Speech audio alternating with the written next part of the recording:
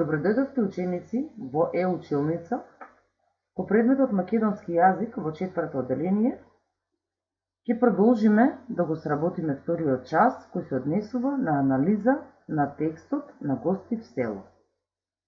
На првиот час се обидовме да го прочитаме неколку пати, да ја разбереме неговата содржина, да го вежбаме читањето и секако содржината на текстот ја обработивме преку прашања и одговори.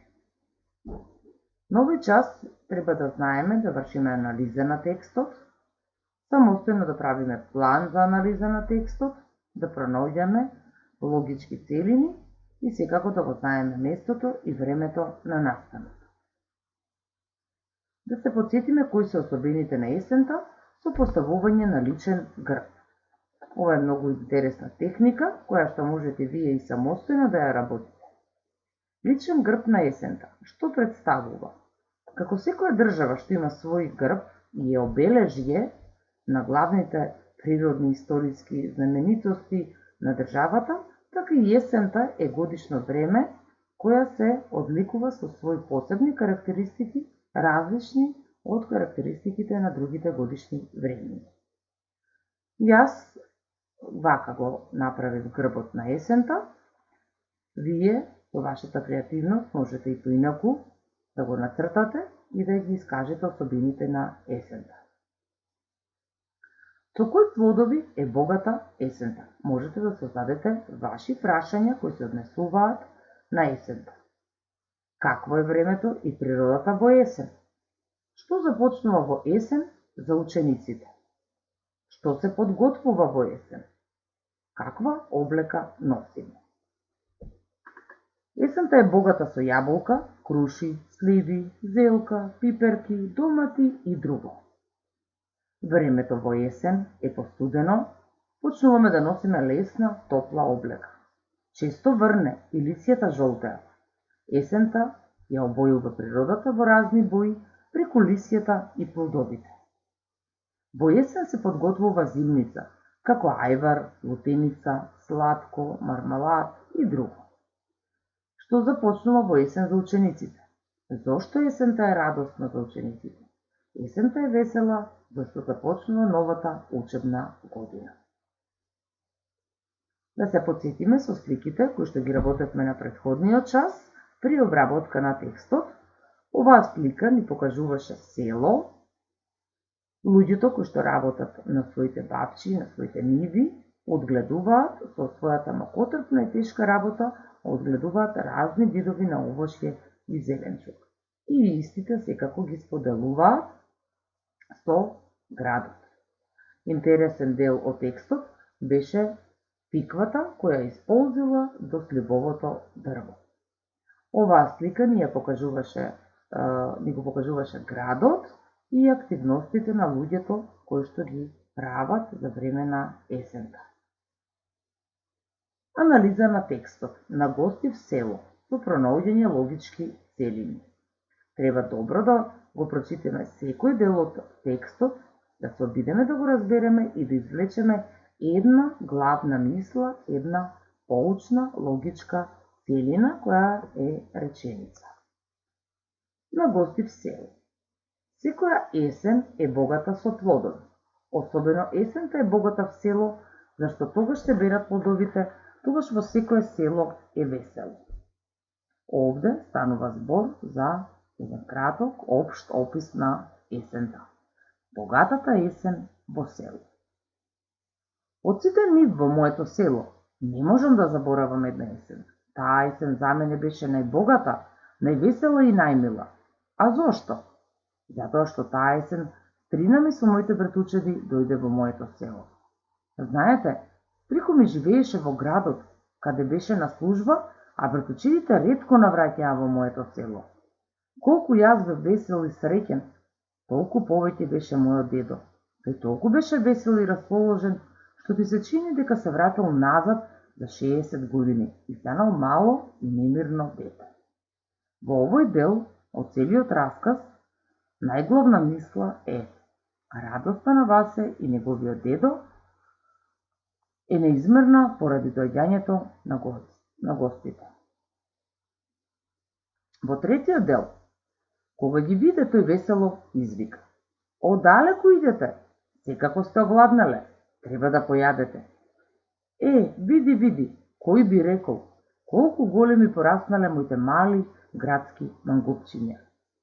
Мајка ми топли млеко, место леп свари качамак, ја постави софрата и ние седнавме да појадуваме. Каков е овој селски појадок? Млеко со качамак?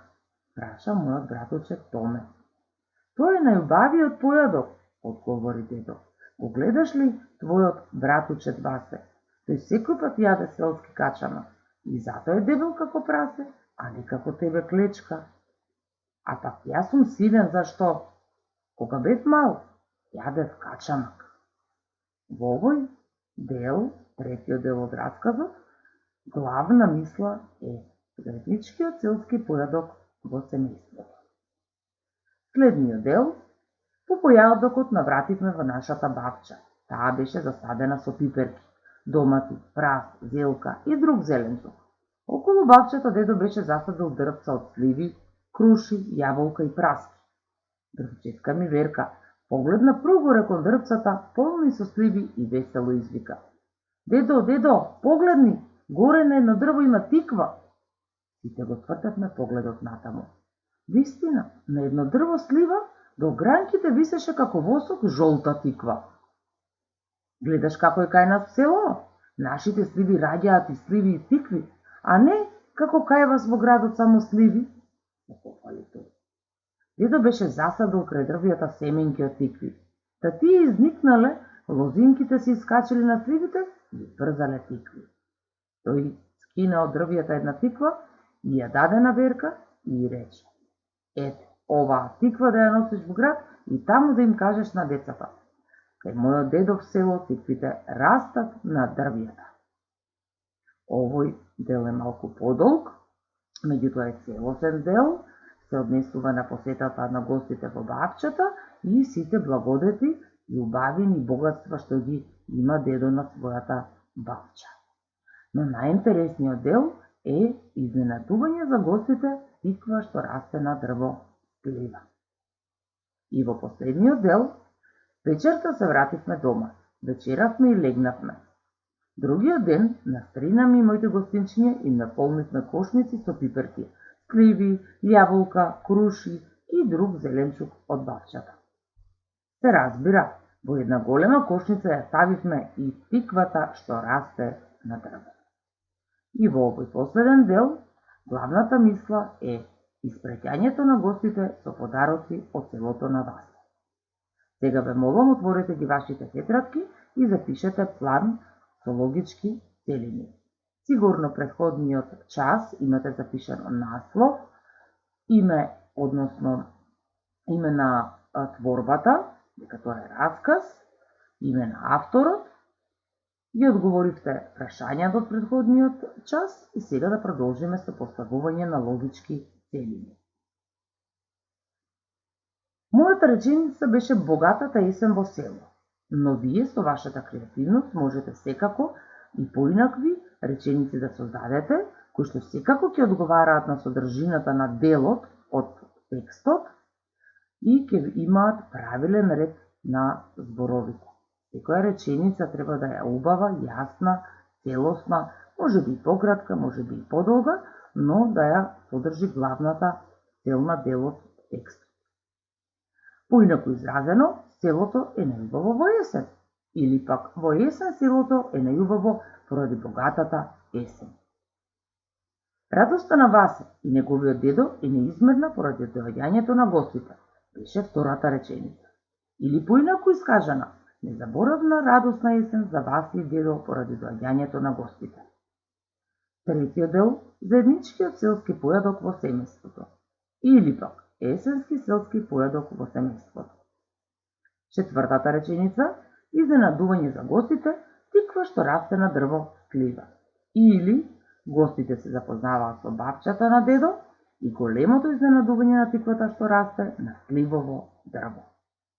И петата мисла, испраќањето на гостите со подароци од селото на вас. Или поинаку кажано, Гостите се заменуваат од селото на Васе со полни кошници есенски плодови. Секојдневното читање ве го богати вашиот речник, вашиот ум и вие секогаш можете да умеете да се изразите на различен начин, меѓутоа изразувањето да е со јасни, целосни, убави, литературни реченици со правилен ред на зборовите. Темата Богатата есен в село. Можете да си составите ваша лична реченица. Идеја, од што бил потикнат авторот, секако најголемата радост на дедо, што му дошле на гости роднините и искажано како радоста на дедо од посетата на гостите во убавата, богата есен. И порака, што е важно да ги почитуваме и градот и селото, затоа што едни од други имаат придобивки. И за крај, една интересна техника, умна мапа. Есен во село. Што е тоа што ме потсетува на село? Зеленчук, овошје, лисија. И нешто друго ќе ми текне да дополнам. Ќе направам огромни, големи гроздови, кои што ќе ме потсетуваат на есента. А под секоја облаче ќе дадам карактеристика на следното облаче, што ќе се слева надолу. Зеленчук, сигурно ми текнало на домати. И на пиперки. Овошје, сакам јаболка. Тикви, круши, сето она што можам да го соберам од есента. Дедо, во нашиот расказ, меѓу главните ликови беше и дедо, Васе. Кај доматите се навратив. Што ме потсетуваат доматите? На кетчап. А пиперките на ајвар. Јаболката пак, многу сакам компот. Од тиквите пак, правам сладко. Крушите ме потсетуваат на вкусниот мармалад. Дедо, кога ќе се сетам на дедо, се сеќавам колку тој е среќен и возбуден. И секако Васе кој е среќен од посетата на роднините.